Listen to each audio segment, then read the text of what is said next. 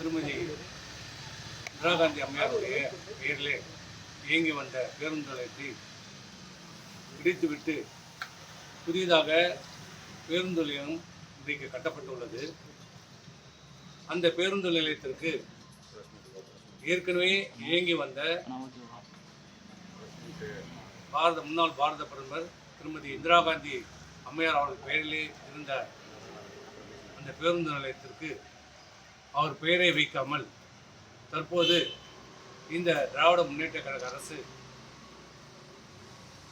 அதனுடைய முதலமைச்சர் அவருடைய தந்தை முன்னாள் முதலமைச்சர் திரு மு கருணாநிதி பெயர் அவர்களை இன்றைக்கு சூட்டுவதற்கு பேருந்து நிலையத்தை திறப்பதற்கு முன்பாகவே கடந்த ஒரு மாத காலத்துக்கு முன்பாகவே அவசரமாக அவருடைய பெயரை எங்கே பொருத்தியிருக்கிறது.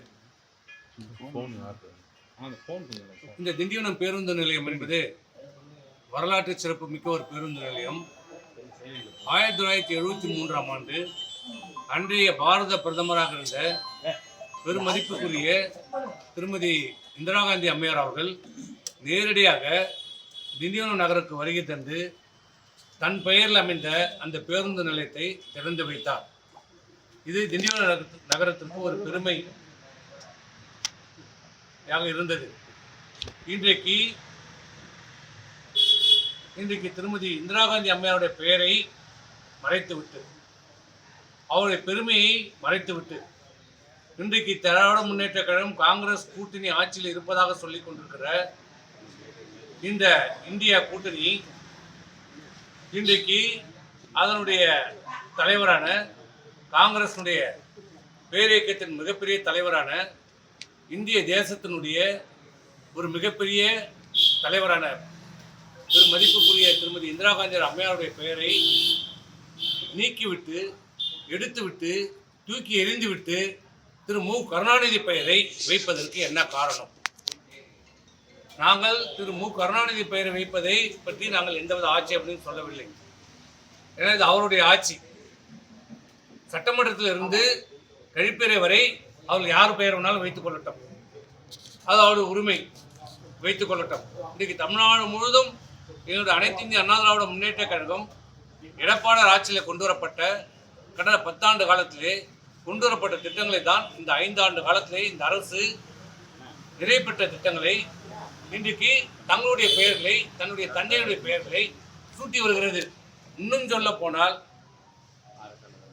திரு கருணாநிதி அவர்களாவது தமிழ்நாட்டுடைய முதலமைச்சராக இருந்தார், பரவாயில்ல. ஆனால் செஞ்சியில பேருந்து நிலையத்துக்கு ஒரு பெயர் வைத்திருக்கிறார்கள். யார் அவர்? திருமதி அஞ்சுகம்.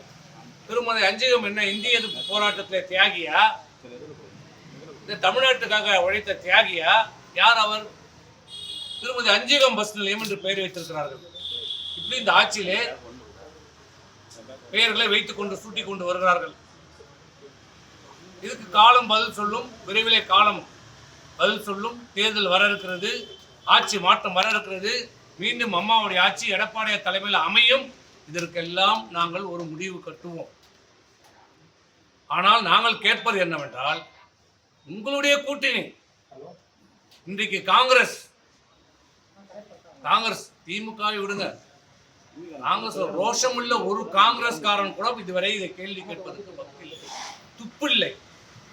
சரி, காங்கிரஸ் தலைவர் செல்வ பிறந்தகை அவர் உண்மையான பிறவி காங்கிரஸ்காரர் இருந்தால் அவருக்கு அந்த உணர்வு இருக்கும், ரோஷம் இருக்கும், எல்லாம் இருக்கும். அவர் 5 கட்சி அமாவாசை, அதனால அவருக்கு அந்த ரோஷம் இருக்காது. ஆனா உண்மையான காங்கிரஸ்காரன் சொல்ற ப. சிதம்பரம், ஆனா அவரும் உண்மையான காங்கிரஸ்காரர், இந்த கட்சியினுடைய சோதனையான காலகட்டத்திலே விட்டு போனவர், அதனால அவருக்கும் அந்த ரோஷம் இருக்காது. மற்ற காங்கிரஸ்ல இருக்கின்ற அந்த நிர்வாகிகளும் தலைவர்களும் என்ன செய்து கொண்டிருக்கிறார்கள்? இன்னைக்கு சீட்டுக்கு பிச்சை எடுத்துக் கொண்டிருக்கிறார்கள். திமுகவுடன் இன்னைக்கு கூடுதல் சீட்டு வேண்டும் என்று பிச்சை எடுக்கிற கெஞ்சி கொண்டிருக்கின்ற அந்த காங்கிரஸ்காரர்கள் என்ன செய்து கொண்டிருக்கிறார்கள்? உங்களுடைய தலைவர், உங்களை வாழ வைத்த தலைவர், இந்தியாவை தலைநிமிர வைத்த ஒரு தலைவர், பெருமதிப்புக்குரிய இந்திரா காந்தி அம்மையாருடைய அவரே நேரில் வந்து திறந்த ஒரு பேருந்து நிலையத்திற்கு அவர் பெயரை எடுத்துவிட்டு தூக்கி எறிந்து விட்டது அவமரியாதை செய்துவிட்டு கருணாநிதியுடைய பெயரை வைப்பதற்கு என்ன காரணம்? இந்திரா காந்தி அம்மையாரை விட கருணாநிதி பெரியவரா? இந்த நாட்டுக்கு உழைத்து விட்டாரா? இந்த நாட்டுக்காக உயிர் தியாகம் செய்தது யார்? அப்படிப்பட்ட இந்திரா காந்தி அம்மையாருடைய பெயரை நீக்குவதற்கு இதுவரை ஒரு எதிர்ப்பும் இல்லை. 4ஆம் தேதி முதலமைச்சர் அவர்கள் இதை திறக்க இருக்கிறார்கள். திறக்கட்டும், சந்தோஷம். ஆனால் எங்களுடைய கோரிக்கை, நாங்கள் அனைத்து இந்திய அண்ணா திராவிட முன்னேற்ற கழகம் தான், எங்களுக்கு எதிரணியில் இருக்கிற காங்கிரஸ் தான். இருந்தாலும் நாங்கள் கோரிக்கை வைக்கிறோம். ஏன் வைக்கிறோம்? இந்த நாட்டுக்காக உயிர் தியாகம் செய்த ஒரு தலைவர். 1000 கருத்து வேறுபாடுகள் இருக்கலாம், எல்லாருக்கும் கருத்து வேறுபாடு இருக்கலாம். அவங்களுடைய சில திட்டங்கள், கொள்கைகள் எல்லாருக்கும் கருத்து வேறுபாடு இருக்கிறது, இல்லை என்று சொல்லவில்லை. ஆனால் அவர் ஒரு தேசத்தினுடைய தலைவர், இந்த இந்திய திருநாட்டுக்காக தன் உயிரையை தியாகம் செய்தவர். அப்படிப்பட்ட பெருமதிப்புக்குரிய திருமதி இந்திரா காந்தி அம்மார் அவரே நேரில் வந்து திண்டிவனம் நகரத்தில் வந்து இந்த பேருந்து நிலையத்தை திறந்து வைத்தார். அதனால தான் நாங்கள் கேட்கிறோம், முதலமைச்சரை கேட்கிறோம், உங்கள் கூட்டணியில் இருக்கிற நீங்கள் அங்கம் வகித்துக் கொண்டிருக்கின்ற காங்கிரஸ் பெருந்தலைவர், நாங்கள் வேற யாரும் வைக்க சொல்ல, எங்க அம்மா பேர் வைக்க சொல்ல, எப்படி எங்களை உங்கள் ஆட்சி வந்தவுடனே அம்மாவுடைய பெயரில் இருந்த ஒரே காரணத்துக்காக பல்கலைக்கழகத்தை நீங்கள் நீக்கினீர்களோ, எடுத்தீர்களோ, மூடினீர்களோ? அது போல இல்ல, உங்க கூட்டணி கட்சியினுடைய தலைவருடைய பெயரை தான் நாங்கள் சூட்ட வேண்டும் என்று சொல்கிறோம். வேற எந்த காரணமும் எந்த உள்நோக்கமும் கிடையாது, எந்த அரசியலும் கிடையாது எங்களுக்கு. ஆகவே காங்கிரஸ்காரர்களுக்கு ரோஷமும் இல்லை, சூடு சொரணை இல்லை. அவர்கள் கேட்க மாட்டார்கள். அவர்களுக்கு ஒரு சீட்டு பிச்சை போட்டால் போதும், எல்லாத்தையும் மறந்து விடுவார்கள். அந்த தலைவருக்கு இந்த கட்சியினுடைய உண்மையான தொண்டர் இல்லை, விசுவாஸ் இல்லை. நாளைக்கு வேற எந்த கட்சிக்கு இருந்தாலும் போவார். அவருக்கு வேண்டியவர்களுக்கும் திமுக லாபம் கிடைப்பதாக இது முறைகேடாக, தவறுதலாக மிகப்பெரிய ஊழல் நடைபெற்றிருக்கிறது. இந்த டெண்டர் என்பது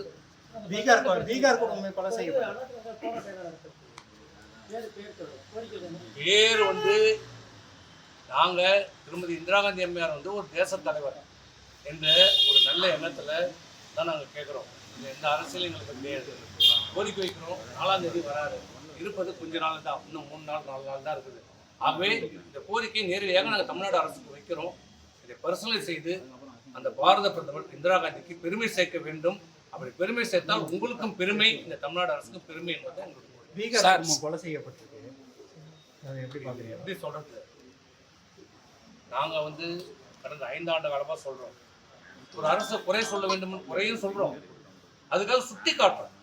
இந்த அரசு பொறுப்பேற்ற பிறகு தெரிந்தோ தெரியாமலோ எங்கேயோ ஒரு தவறு நடந்திருக்கு, மிகப்பெரிய தவறு நடந்திருக்கு. எப்போதும் இல்லாத அளவுக்கு தமிழகத்திலே போதை பழக்கம் அதிகரித்திருக்கிறது. போதை பழக்கம் அதிகரித்திருக்கிறது. எங்கிருந்து வருகிறது இந்த போதை பொருட்கள்? கஞ்சா எங்கிருந்து வரும்? ஏற்கனவே இருந்து தான் கஞ்சா. அங்கே ஒன்று, இங்கே ஒன்று, ரிக்ஷா ஸ்டாண்டில் இருக்கும், அங்கே பஸ் ஸ்டாண்டில் எங்கேயா இருக்கும், 1-2 இருக்கும், போலீஸ் பிடிக்குமா போவோம். ஆனால் இப்போ எங்கே பார்த்தாலும் போதை, கஞ்சா இல்லாத இடமே இல்லாத சூழ்நிலை உருவாயிடுச்சு. இதை தான் நாங்கள் சொல்கிறோம். இந்த கொலை, கொள்ளை, எல்லா குற்றங்களுக்கும் மூல காரணம், அடிப்படை காரணம் என்னன்னா போதை. போதை, கஞ்சா போதை. கஞ்சா போதையில தான் என்ன செய்கிறோம், ஏது செய்கிறோன்னு தெரியாமே இன்றைக்கு கொலைன்னா போட்டில் குடும்பத்தோட கொலை செய்கிறாங்க. ஏற்கனவே தன் நிலத்துல ஏன் தண்ணி அடிக்கிறேன்னு கேட்டதுக்கு அந்த குடும்பத்தையே வெட்டி சாச்சாங்க, செய்ய ஒன்னாங்க.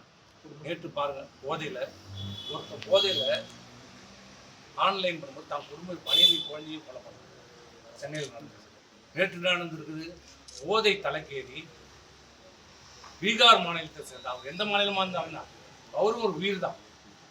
எந்த மாநிலமா இருந்தா அவரும் ஒரு உயிர். தமிழகத்தை நம்பி வந்தாரை வாழ வைக்கும் தமிழகம் என்று சொல்லுகிற இந்த தமிழகத்தை நம்பி வந்த ஒரு குடும்பம், ஒரு கை குழந்தையோட வந்த ஒரு குடும்பத்தை இன்றைக்கு போதை பழக்கத்தால் போதையில் அடிமையாகி இந்த கணவரை கொண்டிருக்கிறது. பிறகு அவருடைய மனைவியை கற்பழித்திருக்கிறது. கற்பழிக்கும் போது அந்த குழந்தை அழ சத்தத்தை கேட்டு 2 வயது குழந்தையை செவுத்தில் அடித்துக் கொண்டிருக்கிறார்கள். பிறகு முகத்தை சரித்து கோணிப்பையில் வைத்து அந்த கொலையை மறைத்திருக்கிறார்கள். எந்த அளவுக்கு மிகப்பெரிய ஒரு கொடுமை. ஆனால் இதை யாராவது எங்கேயாவது எந்த ஊடகங்களாவது விவாதம் நடத்திருக்கிறாங்களா? விவாதம் நடந்ததா? அதை விட்டு விஜய் எங்க போவாரா, காங்கிரஸ் எங்க வருவாரா, இதுதான் முக்கியம். அவர் எங்க போனா இவர் எங்க போனா பண்ணுங்க விவாதம். ஆனால் நேற்று நடந்ததுன்னா ஒரு குடும்பமே ஒரு போதையால் கொலை செய்யப்பட்டிருக்கிறது. அதை பற்றி பேசுவதற்கு இந்த ஊடகம் தயாராக இல்லை. ஆக சட்டம் ஒழுங்கு முற்றிலுமாக